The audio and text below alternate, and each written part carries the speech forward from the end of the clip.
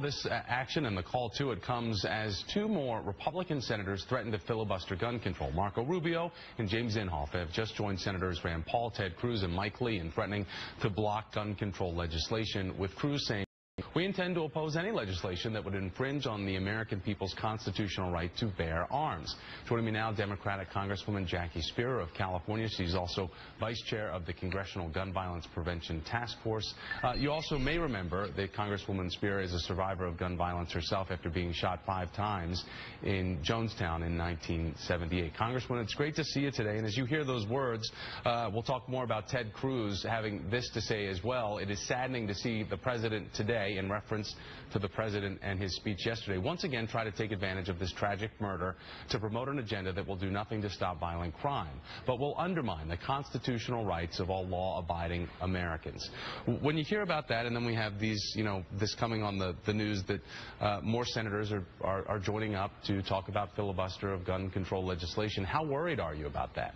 Well, I'm deeply concerned about it, Thomas. And, it makes me realize once again that the system is really orchestrated to protect the cowards in this country. Everyone said it had to start in the Senate, that the legislation had to be taken up in the Senate. Well, we all know that a filibuster requires only one person.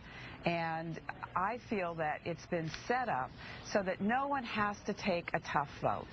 And when 91% of Americans believe that there should be universal background checks, how can we not stand up and do the right thing? Well, let's talk about that, about a tough vote, because as we mentioned earlier, the president was pushing for Congress to get something done on gun control yesterday at the White House, saying shame on us if we've forgotten those kids in Newtown. Take a listen. The notion that 2 months or 3 months after something as horrific as what happened in Newtown happens, and we've moved on to other things? That's not who we are.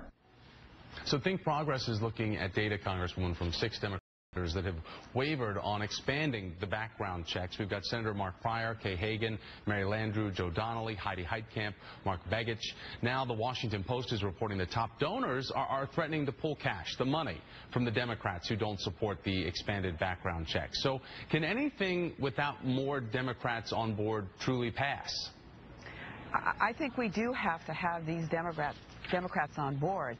And, what we're really talking about here is whether or not you're going to get reelected, whether or not you've got a shot at becoming president, whether or not you're going to stay in power.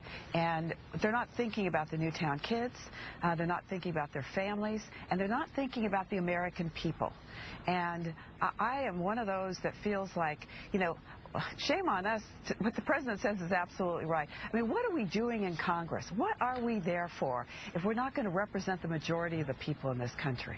Our previous guest had said that public opinion has changed, but the latest polls do show support for gun control. It has gone down, though, since Newtown. So is the issue losing steam with the public? I mean, we talk about Newtown and the bigger incident before that. You would think that we would have gotten something moving after Congresswoman Gabby Giffords was shot and others were murdered at the Congress on Your Corner event that she had in Tucson. But do you think that after Newtown that what we're seeing now is the fact that people are losing the appetite to get something done? Well, the NRA said it. They said we will wait for the Connecticut effect to dim. And they know how these issues have a short lifespan. And they're just waiting for that to pass. But there will be another one. We know there will be another one. I mean, look what's happened in Colorado. It took Columbine and then Aurora, but they have finally done what I believe is the package of bills that needs to be put in place.